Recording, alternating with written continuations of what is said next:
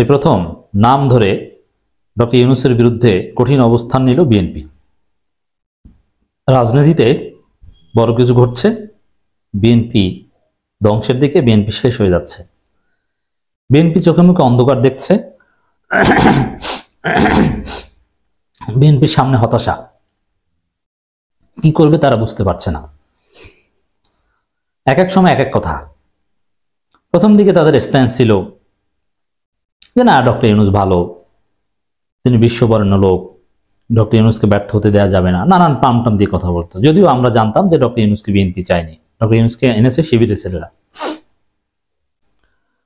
BNP বলতো যে না, ডক্টর ইউনূস সরকারকে ব্যর্থ হতে দেওয়া যাবে না, ডক্টর ইউনূস ব্যর্থ হলে আমরা ব্যর্থ হব। কিন্তু আমি আগেই বলেছিলাম যে না, এগুলো বিএনপি 2 নম্বরই, বিএনপি ডক্টর ইউনূসের বিরুদ্ধে। অনেকে বিশ্বাস করেনি, কিন্তু এখন দেখেন, এখন নাম ধরে ডক্টর ইউনূসের বিরুদ্ধে আওয়ামী লীগ যেরকম সুদখোর অমুক তমুক বলছে, 2 দিন পর আপনি অপেক্ষা করেন, সেম কথা বিএনপি ডক্টর ইউনূসের বিরুদ্ধে বলবে। অলরেডি শুরু করেছে কিছুটা। ব্যক্তি ডক্টর ইউনূসকে কটাক্ষ করা, তাকে গালাগালি করা, এটা হচ্ছে একমাত্র হাসিনার চরিত্র। এই চরিত্র এখন বিএনপির নেতারা পেয়েছে। ঘটনা কিন্তু ঘটছে দর্শক, এর ফল কি আমি সেদিকে আসছি। বিএনপির দুদু, যাকে অনেকে বলেন দুদুকে দুদু দাও, দুদু শিশুর মতো কথা বলছে নইলে। এই বিএনপির দুদু বলছে, কত কথাই তো বলছে, যারা স্থানীয় সরকার নির্বাচন চায় তারা নাকি স্বাধীনতা বিরোধী। এখন আবার বলছেন 2 নম্বরই কোনো কিছু নোবেল জয়ীদের চরিত্রে নাই। এর মানে ডক্টর ইউনূস নোবেল জয়ী। এতদিন সরকারকে বলছে। আমির খসরু মাহমুদ চৌধুরী কি বলছে, যে আন্দোলনকে হাইজ্যাক করে একটা গোষ্ঠী ক্ষমতায় বসেছে, বুঝছেন। এখন আবার বলছে 2 নম্বরই কোনো কিছু নোবেল জয়ীদের চরিত্রে নাই দুদু। এর মানে কি, ডক্টর ইউনূস 2 নম্বরই শুরু করছেন। ডক্টর ইউনূসকে ব্যক্তিগতভাবে গালি দিচ্ছে যে নোবেল জয়ী, কিন্তু করছেন 2 নম্বরই। কারণ বিএনপি চাঁদাবাজি করতে করতে বিএনপি ধ্বংস হয়ে যাচ্ছে, বিএনপি শেষ হয়ে যাচ্ছে, নিজেদের ভুলে নিজেরা শেষ হয়ে যাচ্ছে। তারা এখন মাইকে ঘোষণা দিয়ে চাঁদা চায়, ছাত্রদল মারা খাচ্ছে, ট্রলের শিকার হচ্ছে। 24-এর গণবিপ্লবে কোনো ক্রেডিট তাদের নেই, প্রমাণিত হচ্ছে সামান্য ক্রেডিট। শহীদদের তালিকা প্রকাশ করে ধরা খায়, আবার পোস্ট ডিলিট করতে হয় মির্জা ফখরুলকে। কি করবে? চারদিকে অন্ধকার। এখন ডক্টর ইউনূসকে গালাগালি ছাড়া তো কোনো উপায় নেই। এবার যদি বিএনপি ধ্বংস হয় বা ক্ষমতা আসতে না পারে, এবার তারা আওয়ামী লীগকে দোষ দিতে পারবে না। কাকে দোষ দেবে? এই জন্য ডক্টর ইউনূসকে দোষ দেওয়ার একটা বয়ান তৈরি করছে।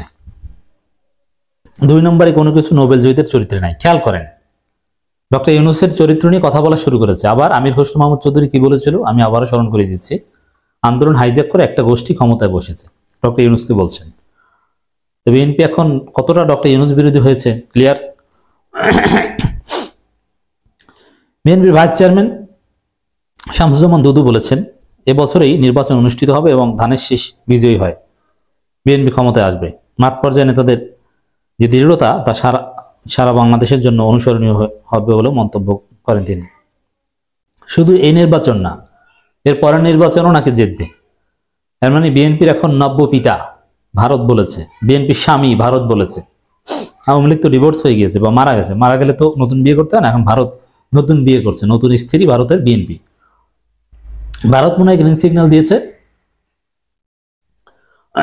পরপর 2 নির্বাচনে বিএনপি জিতবে। এখন তারা সেটা বলা শুরু করেছে, অথচ চাঁদাবাজির কারণে জনগণ তাদের প্রতি বিরক্ত। জামাতের প্রতি, শিক্ষার্থীদের দলের প্রতি ছাত্র সমাজের গণজোয়ার। এই পরিপ্রেক্ষিতে নিশ্চিতভাবে বলা ধানের শীষ জিতবে অমুক তমুক, এটা পাগলের প্রলাপ। কিন্তু তারেক রহমান কিন্তু বুঝছেন যে না, নির্বাচন আমাদের জন্য অত্যন্ত কঠিন হবে, এত সহজে ভাববেন না যে জিতে গেছি। আর যদি এবছর না হয় তাহলে নাকি তারা সামনের বছর ঈদের পর আন্দোলন করবে, এটাও আমরা শুনছি। ডক্টর ইউনূসকে উদ্দেশ্য করে শামসুজ্জামান দুদু বলেন, শিক্ষার্থীদের একটি দল থাকা দরকার, মানে তিনি শিক্ষার্থীদের পক্ষ নিয়েছেন, তিনি নিরপেক্ষ নন। কথা ক্লিয়ার। হাসিনা আওয়ামী লীগ যেরকম বলছে ডক্টর ইউনূস নিরপেক্ষ নন, ব্যক্তি ইউনূসকে গালি দিচ্ছে, বিএনপি সেম এই কথাটা স্পষ্টভাবে বললো যে তিনি নিরপেক্ষ নন এবং তার চরিত্র নিয়ে কথা বলছে। তার পদত্যাগ এখনো বিএনপি দাবি তুলেনি, যা বলছেন পদত্যাগের দাবি তুলতে বাকি নেই। আর আপনার পদত্যাগ চাইলে আপনাদের পেটের চামড়া থাকবে না, লিখে রাখেন। জনগণ হাসিনাকে উৎখাত করে কি আপনাকে বসাবে, দুদুকে প্রধান উপদেষ্টা বানাবে নাকি? ইউনূসের পদত্যাগ চান? পদত্যাগ চাওয়া বাকি নাই কিছু। 2 নম্বরে কোনো কিছু নোবেল জয়ীদের চরিত্রে নাই, তিনি তা করলে তার যে সুনাম আছে তা নষ্ট হবে। এর মানে গালাগালি শুরু করেছে। শিক্ষার্থীদের উদ্দেশ্য করে তিনি বলেন শিক্ষার্থীরা খুব জনপ্রিয়, যদি জনপ্রিয় হয়ে থাকে তাহলে নির্বাচনে এসে তা প্রমাণ করতে হবে। আপনারা তো স্থানীয় সরকার নির্বাচন মানেন না, মানে আপনাদের মনের মতো হতে হবে সবকিছু। আমরাও ছাত্র ছিলাম, আপনারাও গণঅভ্যুত্থানে আন্দোলন করেছি, আমরাও গণঅভ্যুত্থানে, ওই গণঅভ্যুত্থান ওই এরশাদের বিরুদ্ধে ছেটে ফোটা গণঅভ্যুত্থান আর এটা এক না, মিলাবেন না। কিন্তু মাত্র 6 মাস যেতে না যেতেই সদ্য রাজনীতিতে আসা শিক্ষার্থীদের রূপায়ণ টাওয়ারে ফ্লোর, কোটি টাকার দামে গাড়ি বাড়ি, হেলিকপ্টার ব্যবহার, তা কিভাবে কে হেলিকপ্টার ব্যবহার করেছে? উপদেষ্টা হেলিকপ্টার ব্যবহার করেছে, এটা কি ছাত্রদের দোষ? ছাত্রদের ভালো সহ্য হয় না। আর এগুলো প্রোপাগান্ডা, এগুলো আওয়ামী প্রোপাগান্ডা। 300 কোটি টাকা নিয়ে হাসনাত আব্দুল্লাহ ধরা, এগুলো আওয়ামী প্রোপাগান্ডা। এগুলো এখন দুধুরা দুধ না পেয়ে এগুলো বলছে। শেখ পরিবারের হাসিনা সহ সকলেই চোর উল্লেখ করে দুদু বলেন এমন কোনো ব্যাংক নেই যে শেখ পরিবার সেখানে চুরি করেনি। শেখ মুজিবের নাতনিও দেশে চুরি করেছেন, আবার বিদেশেও চুরি করেছেন। শেখ রেহানাও বড় চোর, তিনি দেশের টাকা নিয়ে মেয়েকে লালন পালন করছে এবং লন্ডনে এমপি হয়েছেন, আবার সেখানেও চুরি করে পদত্যাগ করছে। এই পরিবারটি শুধু চুরিই করেনি, হাজার হাজার মানুষ খুনও করেছে। বিএনপি প্রায় 2000 নেতাকর্মী খুন করেছে। তিনি আরো বলেন বর্তমান দেশে আইনশৃঙ্খলা পরিস্থিতি অন্যান্য যে কোনো সময় থেকে খারাপ নাকি? ঘরে চুরি ডাকাতি লুটপাট হচ্ছে।